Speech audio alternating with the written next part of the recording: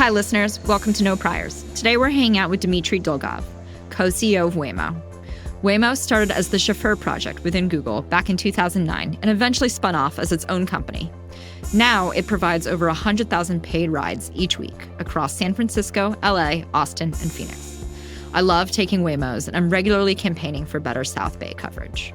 We're excited to dig into all things robotaxis, self-driving, what it takes to deploy this technology on a mass scale, and what's next for Waymo. Well, Dmitri, thank you so much for joining us today. Thank you for having me. Yeah.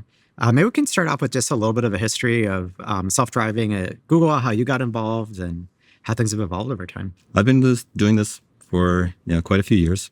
I think about 18 now. I got started in around 2006. This was the time of the DARPA Grand Challenges. This is when DARPA organized a few competitions that they called the Grand Challenge in robotics with the purpose of advancing research in autonomous vehicles. And so the first competition they had was the first Grand Challenge. This was the challenge there was to create a car that could drive autonomously in a desert. I just completed this tech environment, but drive for about 100 miles. Nobody succeeded, but there's a lot of great progress that was made. And then they repeated the challenge, and a few teams succeeded. So on the heels of that, they created another challenge called the DARPA Urban Challenge, where the setup was kind of a mock city that was supposed to imitate what driving on public roads is like. And that's the one that I was involved in. I was on Stanford's team. This was kind of my, moment where it clicked for me. I saw the future and the benefits, and I've never looked back. That's what I've been doing ever since. And then we started this project at Google in 2009. It was a small group of us, and then that grew into what now is Waymo. We started the company in the very beginning of 2017. Okay. Yeah, it seems like a lot of the lineage or history of this field all traces back to a handful of labs. It's like Sebastian Thrum's lab at Stanford and a few others. And it seems like the founders of a lot of the companies that ended up eventually existing in this ecosystem all came out of the same sort of cohort of people, which I always think is fascinating to think about in terms of lineages and things like that. Definitely a small world. The CMU team and the Stanford team, there's a few people who came and started this project at Google in 2009, came from those teams. I think when you started working on this was considered a little bit of a crazy thing to do, right? It was early on. A lot of parts of the waves of deep learning hadn't really quite happened yet in terms of applications across all sorts of areas. Like AlexNet hadn't existed yet, like all these other sorts of things that... Nothing existed, right? And you're absolutely right. People, we heard a lot about us being crazy and never going to work. In all honesty, we ourselves, we're not exactly sure if, we are just a little bit crazy or, completely insane when we're trying to go after this problem. It as an open-ended research project, or you treat it as like, hey, you had an idea in your mind of like an endpoint date where this would be viable on public roads? More of the former, but it was not research, right? Mm-hmm. So in the kind of the University DARPA Challenge Day, it was a research project. Then when we started at Google, it was under the belief that we can make it work, and if we can, then the positive impact of this technology on the world and the mission is worth it. But it was early days, so we actually had very little data to go by in terms of thinking about how long it's going to take and how hard the problem. How long did you think it was going to take? Like at the time that you started looking at this? Well, I don't know if we had a specific date, but that was actually the first question that we posed. We said, let's not build a product, right? In the first couple of years or so, we didn't have like a product in mind or a target date in mind. The first order of business was to explore the space. Right, so we, towards that end, we created some milestones for ourselves with the goal of prototyping and learning and just understanding. So after those 2 years, we said, okay, there's something there. Let's start talking about, what the product could be. And actually, our first product that we thought was going to be viable was, what nowadays you would call kind of an advanced driver assist system, right? And we had some expectations of, a small number of years that it would take for us to get there. When, we, after working on it for a while and making more progress on kind of the core of the technology, we decided that was not the right path for us, that we want to go after full autonomy. That was, that pivot around 2013. You're now doing something like 100,000 rides a week. So 5 million rides a year, sort of annualized out, which is incredible. what was the inflection point, or what suddenly caused that sort of volume to happen, or all these things to come together? Because it feels like a reasonably recent phenomenon in some sense. Yeah, you're right. But there was a discrete, some discrete jumps. So kind of if we rewind the clock a little bit, I think in my mind there were a few kind of generational discontinuous steps on kind of that progression from that point in 2013 when we said let's go for it to where we are today. Right? So exactly right. 100,000 trips per week, more than 1 million miles per week, and growing exponentially.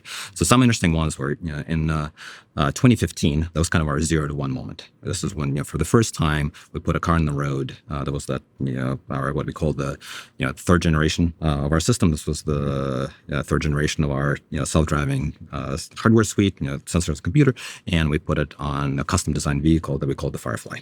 Right? So we took a few rides, but nobody behind the wheel, 0 to 1 moment. Then the next evolution, that kind of generational skip, was our fourth generation of our driver. Those are the Pacifica minivans with the fourth generation of the Waymo hardware suite. And we deployed those in a full autonomous mode in Arizona, in Chandler, and we actually opened it up to the public in 2020. Right?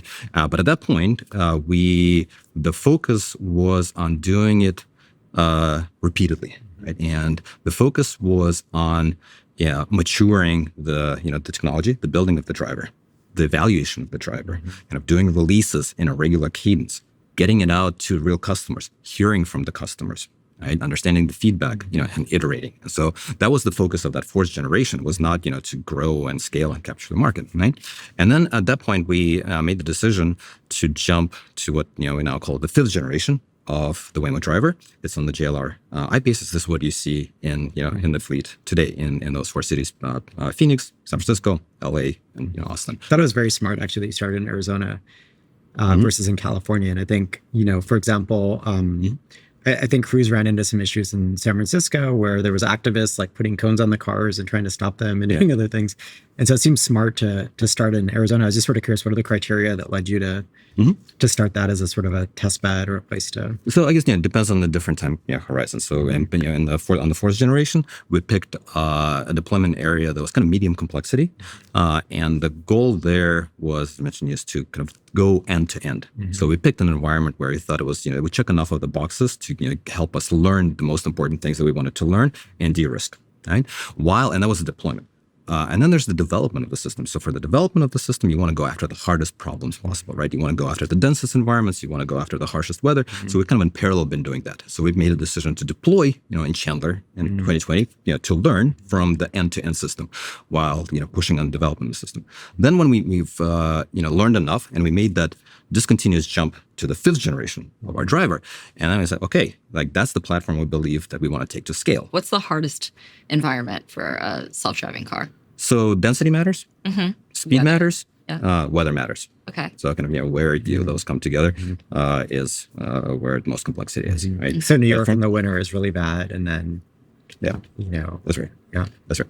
But then this is why we picked San Francisco. Is that it's good for learning and advancing the driver. It is a very interesting commercial market. We also at the same time went after downtown Phoenix. It has a different mix, more of the higher speed roads, and that gives us kind of the way we think about it in terms of the development and evaluation of the driver is kind of in the space of the operating domain, not necessarily areas or zip codes. And then you kind of take cities and you map that to the operating domain and you deploy it, right? And then looking forward is the kind of in terms of how we think about future cities, it is a few lenses. It is market, like is there a good market from the commercial perspective? What is the technical complexity? What is the regulatory environment? And that's how kind of the lens that we apply. Yeah. What were the big technology breakthroughs that got you to this fifth generation driver that is really the one that you think you can scale now? So the biggest one's in AI. Probably not surprising. There was generational breakthroughs, and with every generation of the hardware of our of the driver, there's new hardware, so it's getting more capable, it's getting simpler, it's getting more inexpensive, and there's a lot of simplification. But that's a boost, right? Really, it's all about AI, as you mentioned. And what specifically in AI was the shift or change that was important? Was it moving to sort of end-to-end DL for everything? Was it a transformer backbone? I'm just sort of curious, like, was there a specific thing that... So for that last jump, the models, transformers, as I mentioned, played a huge role. Right before that, we had the big breakthrough. Before that, it was ConvNet. You mentioned AlexNet. That was around 2013. Yeah. So that gave us a big boost, but was still kind of plateaued at kind of the wrong place. And then it was a few of those things coming together. Right, it is transformers. It is bigger models, more compute, coupled with kind of the whole evaluation. And we often talk about the architectures, and what's really more important, kind of the machines surrounding the architecture. You need the architecture is an enabler, but really to make it work at the level that we care about, you need like everything around it. The data engine, the whole flywheel of training the system, evaluating it, and you kind of have to think about the problem of evaluating the driver in tandem of building it. Right, and you need the simulator, you need the data. So all of those coming together, I think, is what leads to the breakthrough and discontinuity that you're seeing with where we are today. Yeah. Can you explain how you guys think about evaluation internally, and then also, how that might differ from how regulators evaluate this from the safety case perspective? So that's a big question, but I think I'm glad you're asking about it because it is a super important and like insanely difficult problem, right? We often talk again about the building of the driver, but there's two problems: the building of the driver and the evaluation of it, and they go, hand in hand. So, internally it starts with figuring out what metrics you care about. Then bringing the data to support the evaluation of those metrics, which we have hundreds. Then you need all the infrastructure, including things like the simulation. Some things you can evaluate in open loop, and some things you need closed loop simulation for. So you need to build a realistic, scalable simulator to support all of that. Right? There are all of these metrics that guide our development of the system, that help us improve and kind of train the Waymo AI, the Waymo driver, and then it funnels into what we call validation and evaluation. The aggregate of the evaluation and validation methodology is what we call the readiness and safety framework. If you look at miles driven in an urban setting, or some comparison to human drivers in a given city that you operate in, what is a relative safety level of what Waymo's doing versus a human driver at this point? We are pretty proud of our record. I think we have now that we've driven tens of millions of miles in fully autonomous, what we call rider-only mode, and driving today more than 1 million miles per week. I think we can, with pretty good confidence and empirical data, say that we are better than human benchmarks. So we published some of that very recently on what we call the Safety Hub. The latest data point that we shared was based on 22 million fully autonomous rider-only miles. And we compared our performance versus human benchmarks by different severity levels of contacts or collisions, different severity levels. So we see, depending on the severity level, we see that for the lower severity outcomes, we're about a factor of 2 better than the human benchmarks. And as you look at more severe outcomes, the gap increases. So for kind of the most severe, that's exactly what we want to see, right? So for airbag, deployment type collisions, we're about a factor of 6 better than human drivers. And that's without any notion or attribution of causality or fault. So if you bring that into the picture, most of those are kind of unavoidable. There's very little you can do. So we have done a study with Swiss RE, the global, kind of think the biggest global reinsurer in the world. And we partnered with them. We shared the data. They've done the analysis, and they found that for damage claims, we had about a 4x reduction versus the human baseline. And for bodily injury claims, we had an 100% reduction. It was a smaller data set. This was earlier, but that was based on just a little bit less than 4 million miles. But also, it was, from their point of view, statistically significant. And again, we feel pretty proud of that. Yeah, it's amazing. Given that, what do you think the regulatory stance should be? I think we want to make sure that we enable this technology and service of the mission of making roads safer. And we've been engaged with regulators for many years and have that dialogue. And so far we've had good success getting all the necessary permits and all of to allow to scale. The way we think about it internally, and that's how kind of we have the dialogues with the regulators, with communities, with riders, it needs to be based on transparency, and it needs to be a responsible, iterative, gradual process, right? Because this thing is very new. The technology is very new. The product is very different. If you're doing 1 million miles a week now, what prevents faster rollout? In other words, it seems like you've proven out that this is a safe solution. It's working very well at scale. You have your Generation 5 driver that seems to be quite performant. Why not go bigger, faster? We are scaling exponentially. It took us about 3 months to get from 50,000 miles to 100,000 miles, right? So, we're moving at a good rate.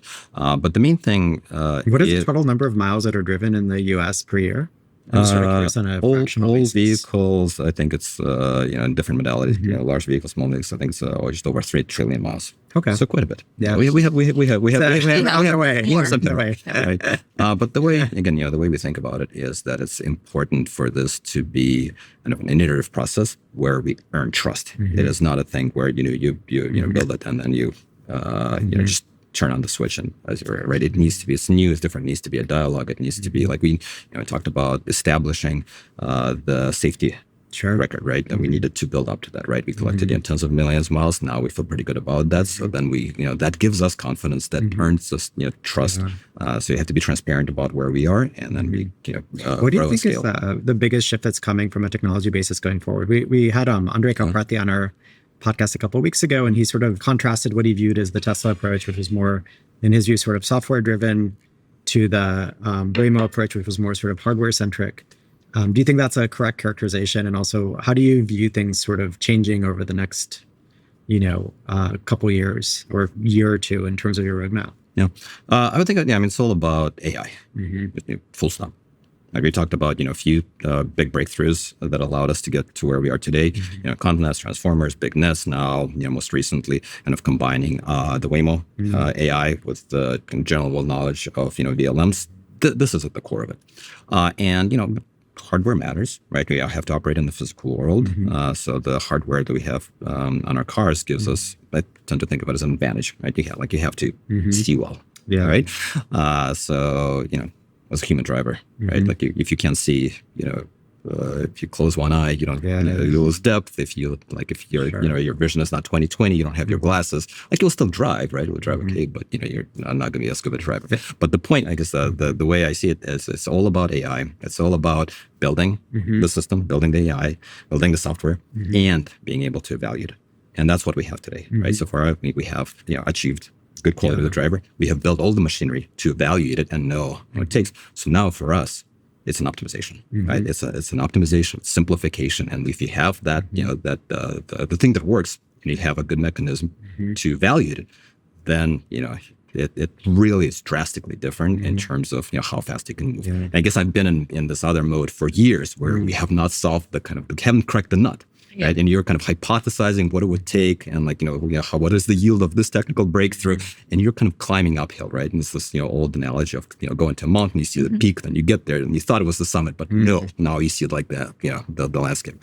And that's what it felt like for us, for many years. That's kind of the trend that the industry usually follows. And I just find that it's a qualitatively different place to be in when you've cracked the nut and you have the evaluation, and now you can optimize and scale. As part of your optimization, do you think of reducing or simplifying the sensor suite as an important priority? Every generation of the hardware, would increase capability, but also simplify drastically, and then the cost comes down every generation. So that was true, for the previous generations. We made a big jump from the previous generation to today's, and then from the fourth to the fifth, and then now going to the sixth generation. This was the primary focus: simplification and bringing down the cost, as well as with a vehicle, making it about the user experience. So absolutely, and then of course the economies of scale. Right? There's nothing like fundamentally look at the components that we use, in our hardware. There's just all of them are fairly commoditized, and with scale, they just you get to ride the typical curves of the hardware. Radars used to be expensive in the past, right? You put them all in the cars, you bring down the cost. Same with computers, right? I guess qualitatively, we know that people can drive well with a very simple vision system, right? And obviously, in the self-driving world, we have dramatically more and different types of sensors. Is there any sort of analytical framework that you all use in terms of the amount of data / types of data you need to collect in order to have a performance system relative to the curve on the AI side? In other words, can you follow some sort of scaling curve on AI that you can pre-predict the set of sensors that you can do without? What we have now is, now that kind of to jump to the core of the answer to your question, now that we have cracked the nut of the driver and the evaluation, we can answer that question with data, right? So we have talked about different sensors. Start with humans. We have just two kind of cameras, but on a pivot, right? And we can drive kind of okay-ish, right? And then if your vision is not very good, if you're you maybe not drive as well as computers can, right? So that's why we have vision, we have cameras, we have lidars, we have radars, right? And they will give us some benefits. And we can talk about what the pros of that they all and kind of how they bring to the table, the data they bring to the table, and how they're nicely complementary, right? And what you get from the different sensing modalities just by the kind of the physics of it. But again, in terms of how do we answer that question, for years it was more theoretical, and you hypothesize, how much of certain thing you need. Now that we have a thing that works and we can evaluate it, we can, bring data to the table. Sure. We can more empirically, answer that question and say what happens to the Waymo driver if you take away something, right? Maybe you add noise to the system, maybe you degrade, maybe you take away a full sensor modality, maybe you take away lidar and you take radar away completely, and you just drive with camera. We'll drive. Yeah. I can use a human drive with one eye or, with blurry vision. Yeah. Is that acceptable performance? Will you get a license? No. Same for us. We can take something away and we can answer that question. Like, is the performance, can you still drive? Of course. Is the performance good enough for full autonomy? And is it good enough for our bar of readiness and safety? And the answer is no. Right. But again, this is in the context of full autonomy. It is in a context of scale, and it is in the context of the responsible deployment and the high bar for safety and readiness that we set for ourselves. If you change some of those inputs, let's say you talk about small scale, or you talk about not full autonomy, you talk about a driver assist system, then the answer changes. Right? You might have a different, if you still have a human in the loop and they're responsible for safety, a different configuration. Whether it's just you get rid of sensor modalities altogether, or you maybe use all three modalities, but you pick a different operating points because it's cameras, right? The resolution, dynamic range, cleaning, same for lidars, but the answer of your operating point would change based on kind of where you set the bar and what the product actually is. If you look forward a year or two, like now, crack the nut, Waymo is looking at scale and probably more about the business. Like, do you think of robo-taxis at scale as the near-term business plan, or are there other modalities or like deployment? Like, if I think about this as just like a CapEx problem, like other avenues that are important for you guys to explore? This is the main one. Ride-hailing is the main one that we're focusing on. So we're focused on technology. We're focused on the product. We are learning from our users. We're every day we're earning trust, and we're setting up the ecosystem of partnerships in that space. So that's our primary focus. Right? We're very excited about the commercial opportunity there. It's not the only one. Always think of Waymo as a technology company. We're building a generalizable Waymo driver. Right? With the mission to build the world's most trusted driver. And we want to deploy that driver, not just in ride-hailing. Right? There's more than 3 trillion miles in the U.S. Yeah. There's more than 10 trillion miles driven worldwide. So the vision and the mission is to deploy the Waymo driver and get different commercial products and different applications and maybe different modalities across all of that spectrum. So that includes things like deliveries. There's things like long haul trucking. It includes things like personally owned vehicles. But right now we're very focused on ride-hailing. Do you think you'd license that out, or do you think you'd actually build the vehicles for these different use cases? We're not. We've never been in the business of building vehicles. We partner. Right. And I guess this is how, the mission is so important. The opportunity is so massive that we don't want to go it alone. So we think about, partnering and weaving together the ecosystem to pursue, all of those different commercial applications and all of those products. And you see us, doing that in the ride-hailing business, right? We don't build our own vehicles, right? We partner with tier ones, we partner with OEMs, we partner, with other companies who help us on the operational side. We partner with companies who help us on the network side, so forth and so on. How do you think car ownership will change over the next decade or two? So if, it's very exciting to see this ramp in terms of driverless rides that are happening. And one could argue at some point, some proportion of the population, just like people flip to Uber to, ferry them around in major cities versus driving or taking taxis or other things, there could be a flip here to autonomous systems versus owning cars, right? You should just be able to order something on demand, have it show up at the right time, and you just get in and it takes you wherever you need to go. Do you view that as a 10% use case, a 30%? I'm just sort of curious, what proportion of miles do you think will convert over time? I think over time we'll see more and more. as as technology matures, as it gets deployed in more of these different products and modalities. I think you're starting to see some of that even today in ride hailing, right? And it's not uniform, right? But even kind of the densest cities, if you look at the people who live in San Francisco or people who live in New York, even before autonomy, right? There was a shift of fewer people in those areas wanted to own cars, especially the younger generations, right? It's not what they're excited about, right? And I think with autonomy in those areas and kind of the densest cores, you will see more of that evolution and continued trend, right? And then over time it will expand and so forth and so on. But the thing that I'm most excited about is in all of those modalities, we'll be bringing the safety benefits of this technology to the ecosystem. One of the reasons I ask is I remember talking with people in the self-driving world, I don't know how long ago, 8 years ago, 9 years ago, whatever it was. And at the time, everybody thought this wave was coming. I think a lot of people were off in terms of the time frame, in terms of what actually happened. And there was sort of a flurry of startups all getting up and running at the time. And a lot of the conversations were around how urban environments would change over time. Where do you actually put a parking lot? Or where do you park your car versus having like a lot outside of the city that would then, the cars would come in and pick you up at the right moment versus everything needing to be centralized. And so one of the reasons I was asking that question was to try and get a sense of your view of the order of magnitude and also time frame by which some of these transformations may occur. I don't want to speculate on specific timeframes. I think the vision is absolutely the correct one, right? And so, we talked about the safety benefits of it. That's the primary one. Then there's accessibility. Once you have, you get those benefits once you can deploy at scale, right? And once you are deployed at scale, you can do things like, use land in a better way, right? Instead of taking up so much space for parking lots, right? Having personally owned vehicles that just sit around 90% of the time, you can do better. I think as a society, we can do better, right? All of those, but the thing with those benefits is that come from scale, right? And again, safety is the primary one that we're very focused on. We've talked about as kind of the North Star, as the mission, as the vision for many years. But it was always kind of with this caveat once we get to scale. So I think today we're starting to actually earn the right to talk about starting to realize that mission, right? Tens of millions of miles behind a belt, with more than 1 million per week. And the benchmarks, the safety benchmarks that are statistically significant, seem empirically unambiguous, we can talk about actually real tangible safety benefits and like reducing harm and injuries that are happening on the road today. So that's our primary focus, and I think that's the primary benefit that we'll see. And then beyond that, I think there's going to be auxiliary ones like the ones we mentioned. What do you think is the role of traditional OEMs in this world?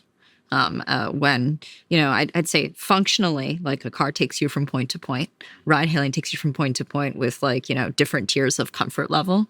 But, a very large industry has been built around people buying passenger vehicles for industrial design or brand or all these other things that, you really need a Ford Raptor to run around the Bay Area, right? How do you think that evolves? When perhaps one of the more primary drivers of value is now AI and the ability to do this autonomously. Right, but I guess we think of what we're doing as building the driver, and the driver could still drive different cars. And the driver, exactly. You put the driver, you still need the car. And different form factors, whether it's a car that's good for ride hailing in certain, urban environments, whether it's a different vehicle that you need for good transport or a truck or, something that you want to take on longer trips with your family, we will need different cars, we'll need different form factors. And I think it's very, very complementary in what we're doing and what the car industry is building. Perhaps to Elad's point about how cities will change, the answer has clearly been given the efforts to change both drivers and cars and the environment to just change the driver, right? Which is what you guys have done. Do you think there are arguments still to change the infrastructure, right? Like you can make, for example, in the public transport space, right? There's other form factors that require the participation of the public sector in order to deploy. Absolutely. Sustainability is very important for us. Safety is the primary thing, but I think all of those modalities can coexist. In fact, just in the last couple of days, we announced something that we're doing where we are incentivizing people to take Waymos in the cities where we operate to public transit hubs, and then everybody benefits. Sure. How do you think about the form factor of the car itself? I know that there was companies like Zoox that Amazon bought where they kind of hollowed out the inside of the car because you no longer needed the steering column and everything else. And they put seats facing each other, almost like a London cab. Do you have any thoughts on what that experience will look like in the future as more and more things move to autonomous, self-driving ride-hailing systems? Yeah, so designing a car around the passengers makes total sense to me. Mm-hmm. Right? Like we, in the past, we've designed cars around primarily the driver. Right? If it's the Waymo driver, it's all about the rider experience. Right? So we have done quite a bit of work on the 6th generation of the the Waymo driver and the car is designed around with the passenger in mind. Mm-hmm. Right? So it is more spacious. It is all about the user experience. You have flat floors. You have lower floor for entry. You have doors that slide to the side. So it's all about getting in. So absolutely, there's different aspects of it. Like we don't have cars facing each other. I think there's it's an open question. Like some people get nauseous when you do that. Like you kind of want to there's benefits on facing forward. But all of that I think will be for us as an industry to figure out as we move forward. But I think the key point it becomes much more like the design is around the rider, not around the driver. Seems like you could do very interesting SKUs too, where, I've always wanted a car with like a Peloton in the back or something. So as you're commuting, you just kind of can exercise. I like that. I like it. I want to be on a bike, but I want my bike to be inside of a car. There might be like, let's see if we can. Why do you want to be outside? Like, it's a contained environment. Yeah, especially in California. God forbid you actually take a bike to my window. That's pretty good. I want a much less exotic form factor, man. I just want to be able to take a Zoom with stable internet and have it not look weird. On a bike, right? But you want to be on your bike. On a bike, sure. Exactly. On a bike. It's very exciting. Yeah. We do increasingly have team members calling into meetings from Waymos. So it is, but it is it actually we joke about, but it gets to the point of privacy. Right? It just becomes in this, if you don't have another human in the car, right? You can do a work meeting, you can do a call, you can like listen to your favorite music on full volume and not worry about that interaction of like having another human that you're sharing the spaces. So we are seeing that was one of the hypotheses of the benefits of our product, and we are seeing very positive feedback from our riders today along that specific dimension as well. It's just somebody excited to see this technology expand coverage range. Is the blocking factor to, let's say, 1 billion miles a week? Is it like putting more cars on the road from a capital perspective? Is it just operationally this can only happen so fast? Is it your view of like what you want to see from a safety and trust perspective, like consumer trust perspective? What's the bottleneck? Primarily it's the latter. Okay. So we always, our playbook has been to go about it responsibly and gradually and earn trust every step of the way and have this transparent dialogue. Again, this is a very new thing, new technology, new product, very different from what people are used to. I think it has to be this iterative process. And again, trust is this thing that's hard to, earn, but very easy to lose. So that's the main thing, right? And we see that. You see that like in places where we operate, and we've engaged with communities, and there's riders who have used Waymos. It is there's a lot of trust. There is people use the word magic a lot about the experience, and then you go to a different place where people have not experienced it, and there's more anxiety, there's less of trust. So you can't just get there in one step. You have to do it kind of responsibly and iteratively. So that's the main thing. My sense was back when they had elevator operators, getting rid of the operator was a big deal, right? Because you used to have somebody in the elevator who would close the door for you and push the button and control that experience. So it's interesting to see that evolution of different types of technology over time, or people's interpretation of it. How do you think about generalizability? So you mentioned you're building a general purpose driver that could potentially port into other types of vehicles.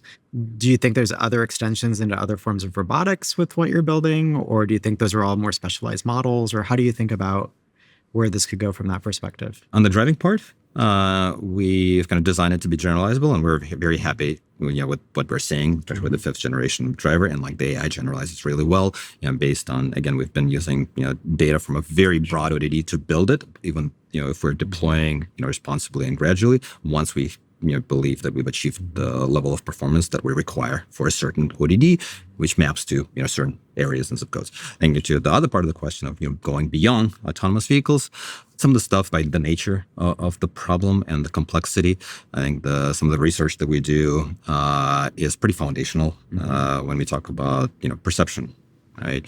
you can be in a car, you can be in a different modality, like operating in the physical world. A lot of the research that we published, a lot of work we've done, I think can benefit those communities as well. When you talk about AI being deployed in a kind of real-time system, in a safety-critical system, a lot of the work that we have done, I think can translate to others, and so forth. When we talk about the evaluation of the system, kind of what many robotics applications beyond autonomous vehicles need a good, realistic, scalable simulator. That fundamental work translates. So so forth and so on. We are very focused on the trillions of miles where we can have the positive benefits. So for us, I think focus is very, very important. So we are being very laser focused on driving. Can I go back and ask like perhaps a more technical question here? Like a while back, you said you wanted to focus on the full autonomy problem. There are many other teams who actually have some lineage in the Waymo, Chauffeur, Google programs that chose a use case that looks like it was going to be easier. Trucking, like long haul trucking, deliveries. It's not clear that's much easier. Do you think there's a lesson to be learned here? Or at least, there are more miles being driven autonomously on the road in passenger vehicles by Waymo than in these other applications today? Yeah. What lesson is there? I think that's a great question. Kind of the big differentiation that I would draw, and this is like orders of magnitude, and the difference between full autonomy versus at scale versus a driver assist system. And that's the big, that's the chasm. To your question of different vehicle platforms, different operating domain, you can have, slower speed applications where, you do local deliveries, or you can have, a trucking application on, freeways. And they're a little bit different, but if we're talking about full autonomy, maybe there's second order differences, but the first order complexity is still there. You can, if you think about, the core, the heart of the problem of, building a generalizable and safe driver and, being able to evaluate it, and the incredibly high bar of safety, the, complexity of the noisy, messy physical environment, and the long tail of, people, doing all kinds of, weird things. And the necessity of making real-time decisions where milliseconds matter, and like how hard that AI problem is. It's the distribution, the contours change a little bit if you're talking about freeways or roller speed, but the fundamentals are like you don't get there's no silver bullets. You don't get to skip the core complexity. Now, for example, freeways, in the nominal case, they're a bit more structured, right? But you still encounter with lower frequency, but at higher speeds where the severity is high, you encounter all kinds of things. You encounter, construction zones. You encounter, grills and mattresses and all kinds of stuff falling off of the cars in front of you. You encounter cars, getting into accidents and kind of spinning out in front of you. You encounter, people driving recklessly, with their own cars, with their own motorcycles. You encounter, pedestrians jaywalking. You encounter, all kinds of things, right?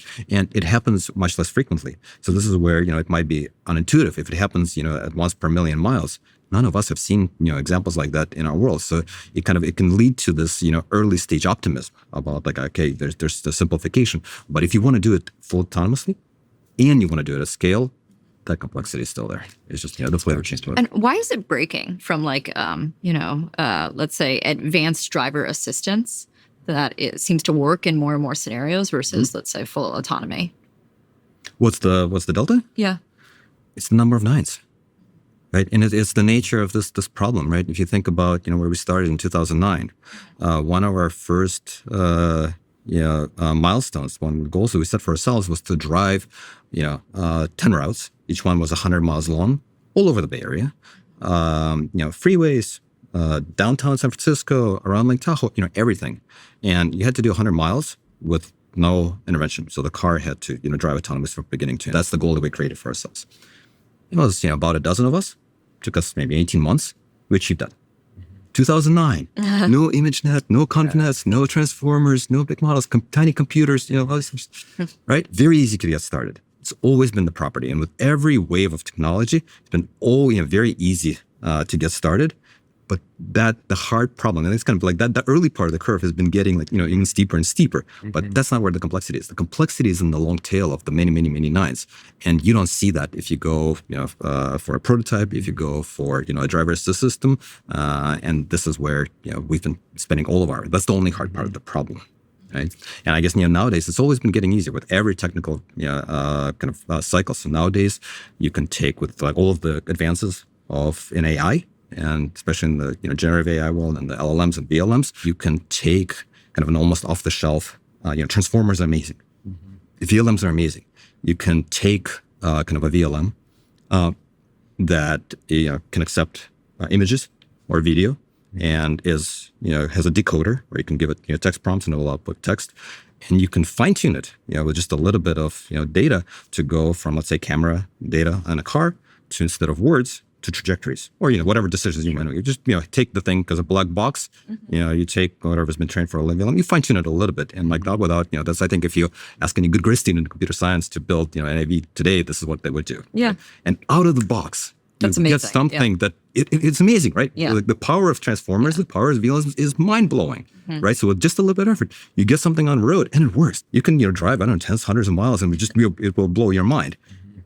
But then, is that enough? Is that enough to remove the driver and drive millions of miles and have a safety record that is demonstrably better than humans? No, right? And I guess this is with every evolution, technology, and a breakthrough in AI, they've seen like that reshaping. Is it the right way to think of the iteration cycle for Waymo now? Still, like many other AI companies, where in eval some set of cases comes up that you don't handle as well as you want, and then you collect more data and you put it into the pipeline. You retrain and you deploy? Or are there still architectural changes that are happening even past this point of cracking the nut? Both. So the first thing you mentioned, where it's the data collection and understanding where performance is not good enough, kind of building the whole data flywheel and evaluation flywheel, that's at the heart of it, right? But I think this is where it gets a bit nuanced. What do you do? What is the architecture, and what is the training methodology, right? In particular, kind of the simplest thing you can do is an end-to-end model that is trained just on imitative, kind of imitating human drivers. So very easy. Sensors, pixels go in, driving behavior that you have examples of, and you just train it to imitate human drivers. And you can run this flywheel and kind of run the circle that you described while operating, under that paradigm. Yeah. And you'll make progress, right? It's a very well understood kind of approach, right? You balance your data, you find some examples, where you're not performing as well as you would have liked, if you figured out, how to evaluate it. You stimulate more examples that look like that. Okay, now you're getting simulation, right? Okay. But this is we get like exactly how it starts to get interesting, right? You don't, for what you described, you don't need a simulator. You can run that, you can turn the crank on this whole machinery even without having a simulator. You just do open loop to imitate. So you find more examples where, for example, things you want to imitate, and you reduce the number. You find examples where, humans did something you don't like. So this is, your data set balancing, and you will, continue to improve. You might plateau in the wrong place. You might plateau in the right place for a driver assist system. You will plateau at the wrong place for a fully autonomous system. So then you need to kind of, build that machinery. You'll still at a high level, that principle of new data and, augmentation holds. But to really go the distance to full autonomy, you need to do other things, right? You need to do synthetic data. You need to do closed loop simulation. Maybe sensor simulation is not enough, because when you do it at scale, it's just highly inefficient. It's not practical, right? Just kind of doing imitating sensor, piping it through the whole thing. So then you get into like intermediate representations. Can you simulate in that space? And you still are doing kind of at a very high level, the loop, flywheel, the loop holds, right? But what's in the loop, I think it depends you have to get more creative. Exactly. So I guess, where are we today, and where do you think we're going? I think we are, reflecting on kind of this journey that's been quite a few years. I find myself, I think, more excited than ever about where we are, the momentum, and the future, right? I've been doing this for close to 2 decades. The vision was always there, all right? But we had these big existential questions. Can we build the thing? Can we, figure out what's good enough and how to evaluate it? Will people want to use it? Can we do it in a way that's, commercially viable? And so forth and so on. And can we go the distance? Like now, where we are today, operating at the scale we are and scaling, we've demonstrated that we can build a thing. We are proud of our safety record, figured out how to evaluate it. We see that people want to use it, and we get very positive feedback, and people are excited about it. We see that we can do it in a way that's cost efficient, economically viable. So I am super excited about what the future holds, and we're starting to talk about realizing the mission of actually making realizing those safety benefits. So now it's all about optimization, scaling, and bringing this technology to more people and more places. Amazing. Yeah, very exciting. Thank you again for joining us today. Thank you for having me. And congratulations on the breakthrough progress over the last small amount of time. Thank you. Thank you. Find us on Twitter at NoPriorsPod. Subscribe to our YouTube channel if you want to see our faces. Follow the show on Apple Podcasts, Spotify, or wherever you listen. That way you get a new episode every week. And sign up for emails or find transcripts for every episode at no-priors.com.